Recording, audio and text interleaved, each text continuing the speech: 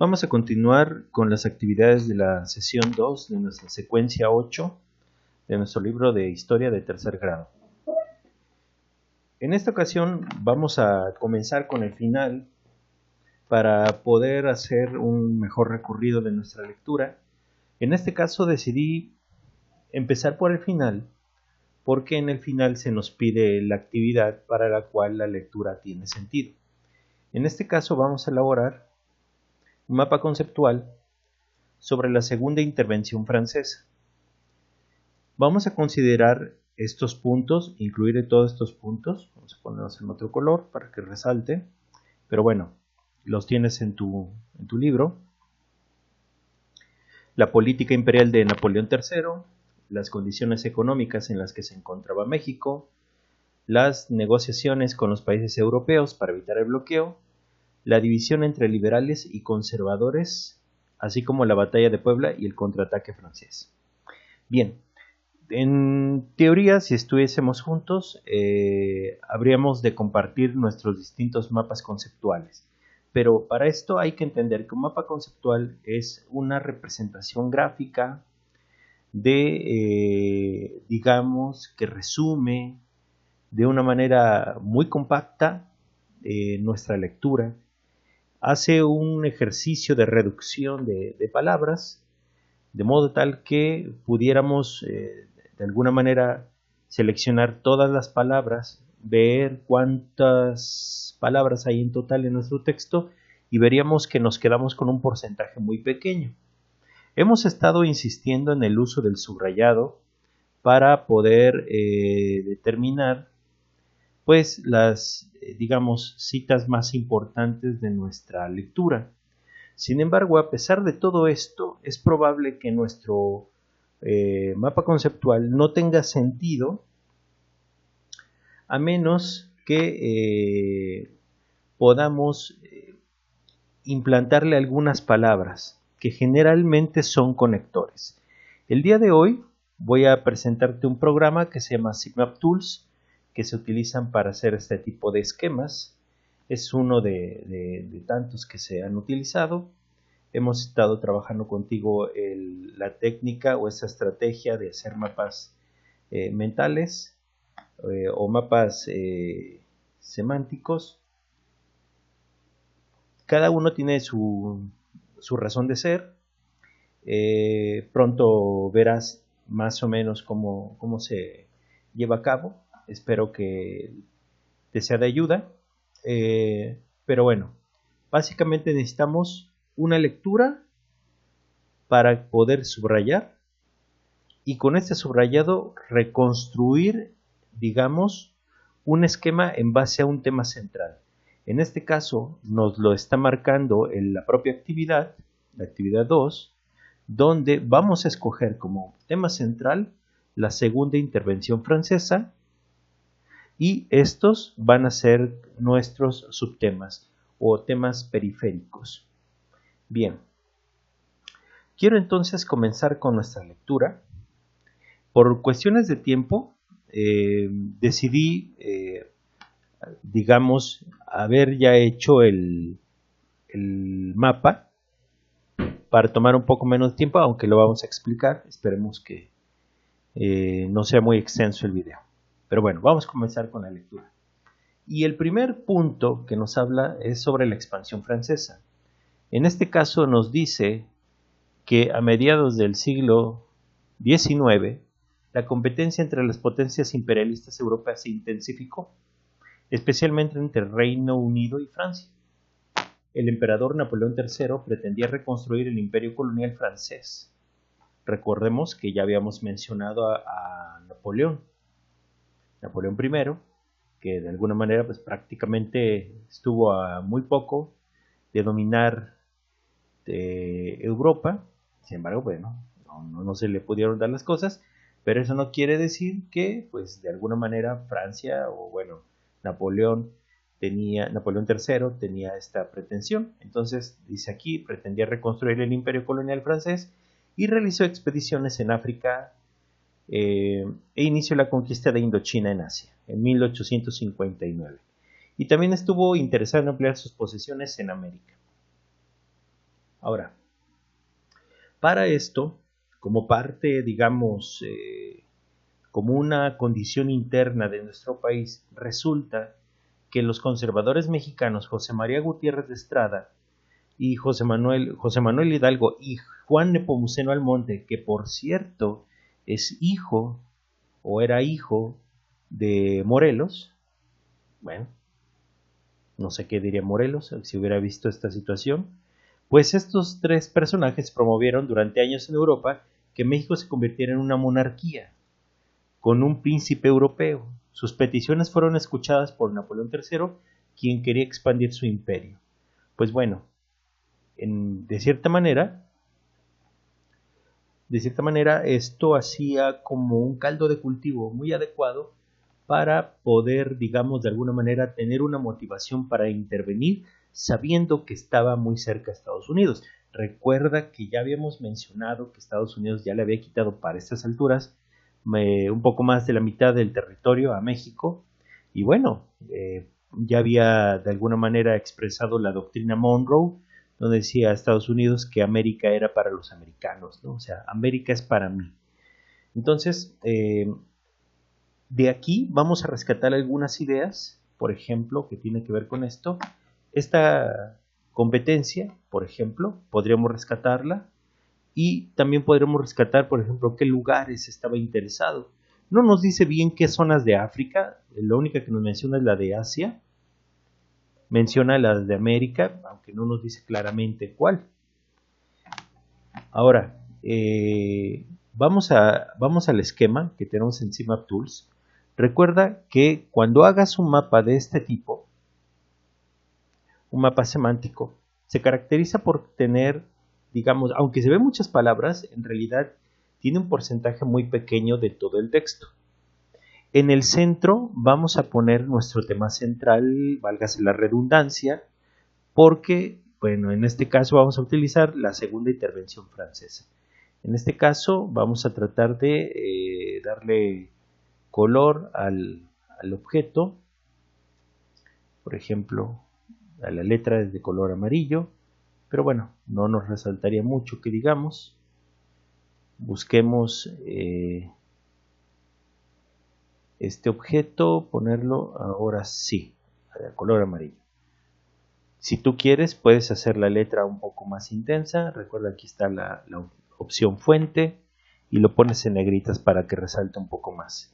Ahora, tenemos como primer tema, digamos, satelital, porque está alrededor de, pues podremos poner el de política imperial de Napoleón III. No pongas todo, la idea es, digamos, economizar la cantidad de palabras, entendiéndose que un esquema reconoce que la persona no va a poder recuperar toda la información del texto, sino algunas palabras clave. Entonces, es probable que vamos a utilizar palabras que no están en el texto, pero que nos permiten complementar las ideas. En este caso, vamos a escoger esto de color verde, este ramal, y decía: la segunda intervención francesa, originada por la política imperial de Napoleón III, hacia África, Asia, en específico en Indochina, y bueno, vamos a poner aquí también América. Vamos a iluminar este ramal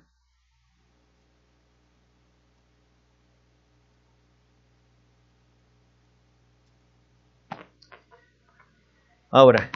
Hasta ahí es una parte de esto de la política imperial de Napoleón III, pero vamos a añadirle este detalle bien importante, que era tolerada por los conservadores como José María Gutiérrez de Estrada. Bueno, ahí me faltó ponerle, ahorita le voy a aumentar, Gutiérrez de Estrada,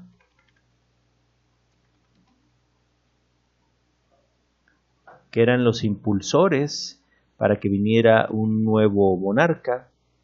Suena medio extraño, ¿no? Que tú no quieras gobernar, sino que venga alguien de afuera. Pero bueno, Y qué pena por Morelos, porque su hijo estaba del lado de los conservadores. Pero bueno, así es la vida. Entonces, con esto, digamos, hacemos un repaso, una reducción de palabras. Si nos ponemos a contar esta cantidad de palabras, veremos que aquí hay más de las que tenemos en estos ramales. Con el paso del tiempo, cada vez tus esquemas van a ser más concretos, van a requerir menos palabras. Recuerda que en este tipo de esquemas, la idea es poner en los cuadros solamente nombres o sustantivos. Y en estas secciones, que se llaman conectores, vamos a tratar de ocupar como tal conjunciones, conectores en general, así como algunos verbos, pero la idea es que sean pequeños y se pueda leer del centro hacia cualquiera de los ramales. La segunda intervención francesa, originada por la política imperial de Napoleón III, era tolerada por los conservadores como José María Gutiérrez de Estrada, José Manuel Hidalgo y Juan Nepomuceno Almonte. ¿Te das cuenta?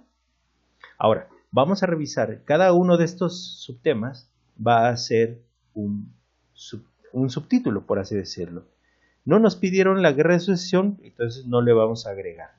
¿Sí? Pero recordemos que, bueno, como parte de este proceso, ¿cómo es que Estados Unidos no metió en las manos? Bueno, es que hay que entender que Estados Unidos tenía su propia guerra, digamos, su guerra interna, ¿no? En este caso, Abraham Lincoln, bueno, aquí como dice, fue electo presidente en 1860, pero en su campaña prometió eliminar la esclavitud, cosa que a los estados del sur, como ya hemos visto en el caso de Texas, le molestaba, porque gran parte de la economía se basaba en el uso de esclavos. Entonces, eso originó una división entre los estados del sur y los de los estados del norte, que se llaman los Estados Confederados de América. De alguna manera, pues esto originó una guerra que duró de 1861 a 1865 con la victoria final del norte y la abolición de la esclavitud.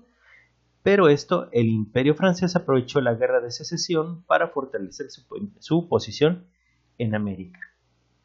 Ahora, dentro de los subtítulos que nos piden es, bueno, ¿cómo vamos a manejar las condiciones económicas de México? Este subtítulo no nos dice las condiciones económicas de México, pero nos dice que hay una crisis. Y dice que al terminar la guerra de reforma, el gobierno mexicano estaba en bancarrota y la recaudación de impuestos era muy difícil. No había dinero para la reconstrucción del país ni para pagar la deuda contraída por décadas, cuyo capital e intereses pesaban mucho sobre las maltrechas finanzas estatales. Por ello, el 17 de julio de 1861, el presidente Juárez expidió una ley que suspendía los pagos de la deuda externa por 2 años, tiempo en el que esperaba la recuperación económica y financiera del país. Pues bueno, aquí están los montos. En Francia, con aproximadamente un poco menos de 3 millones de pesos de la época. En este caso, pues aquí tendríamos condiciones económicas. Bueno, la segunda intervención francesa, aprovechando las condiciones económicas de México,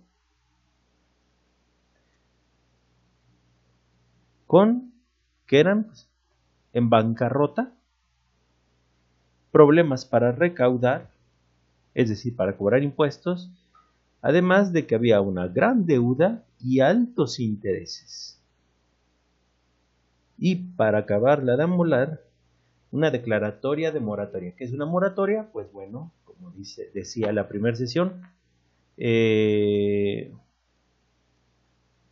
como venía, pago no tengo, algo así se llamaba, debo no niego, pago no tengo. Y sí, no es que no quisiera el gobierno de Juárez cumplir con sus compromisos, pero la situación económica en verdad le estaba pesando demasiado al país. Entonces, pues bueno, se juntan estas problemáticas en las cuales no había con qué pagar las deudas.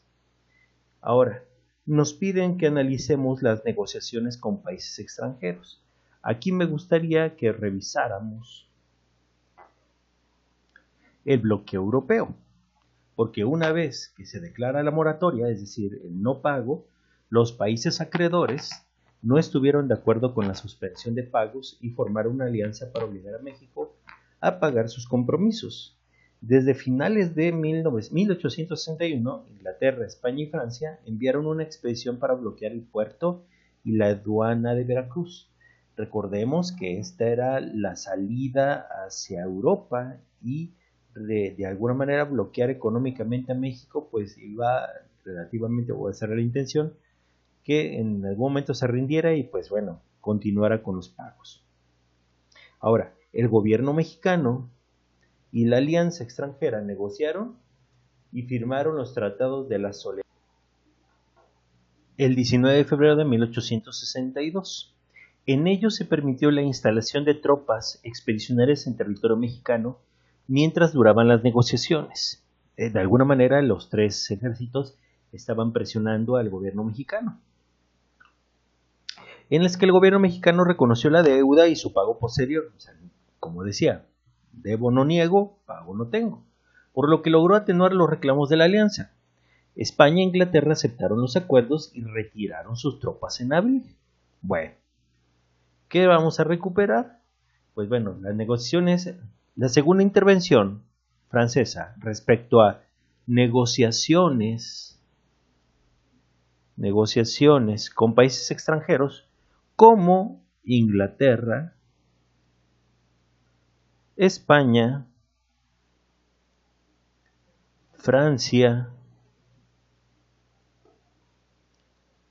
y bueno, si seguimos leyendo, la segunda intervención francesa respecto a las negociaciones con países extranjeros, atendiendo la moratoria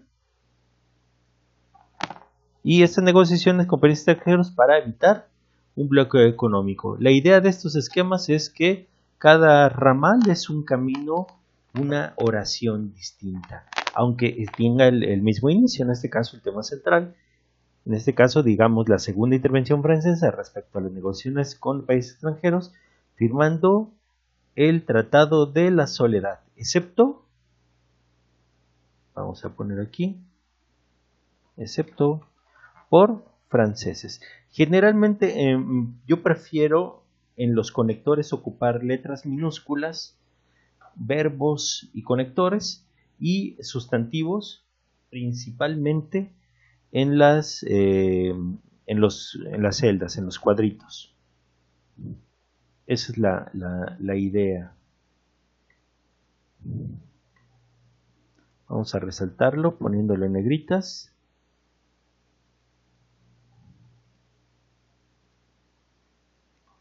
Ahí está. Muy bien. Ahora, la división de liberales y conservadores. Pues la segunda intervención francesa aprovechó la división liberales y conservadores acerca de los proyectos económicos, políticos y sociales. Pues estaban enemistados y era de alguna manera pues proclives. Aquí podríamos extenderlo así como generando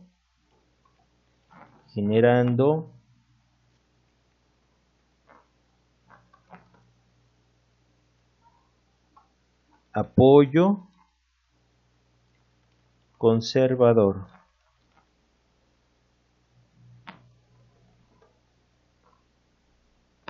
Y bueno, este ramal también tendría un color distinto.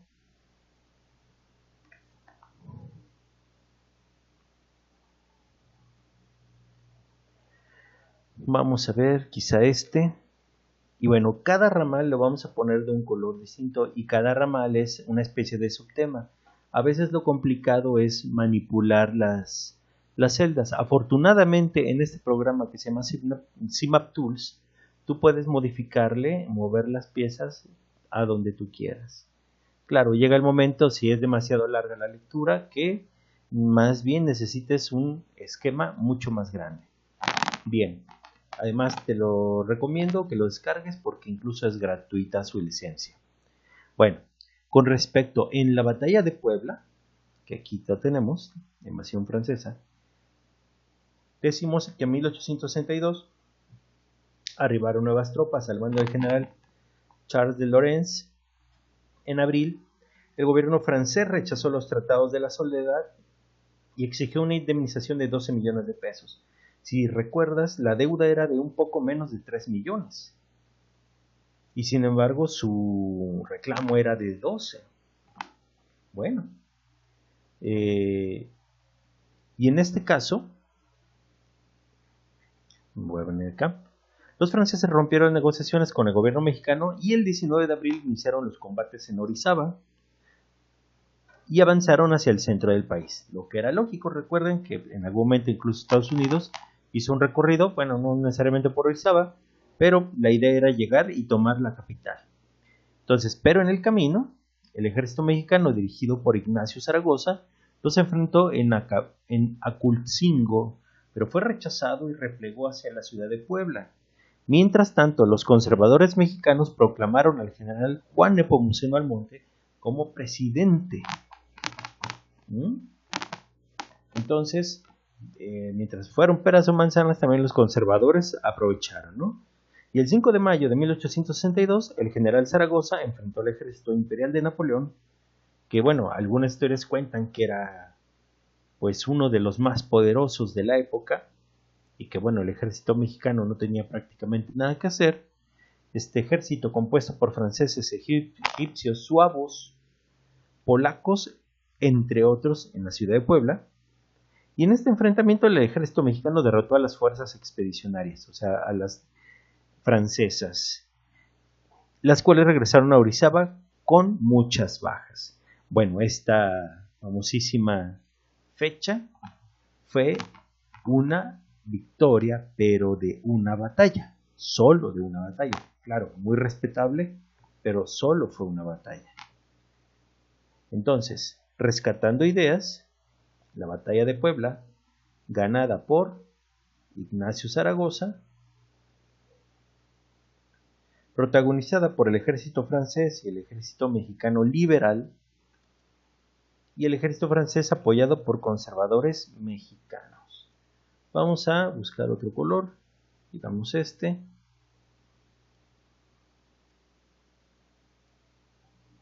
Vamos a ver, ahí está.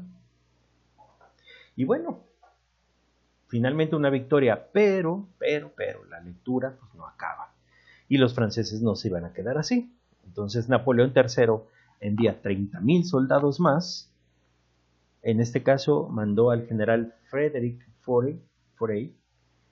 Las fuerzas francesas, reforzadas aparte por 8,000 soldados mexicanos conservadores, volvieron a atacar a Puebla y bueno, finalmente la tomaron. No platica toda la historia, que es muy interesante. Incluso ya no pudo participar. Ignacio Zaragoza se enfermó y falleció. Y bueno, en este caso tampoco sabemos si hubiese estado, pues si hubiese ganado. Pero bueno, pero el líder había fallecido y atacaron y finalmente la tomaron a Puebla.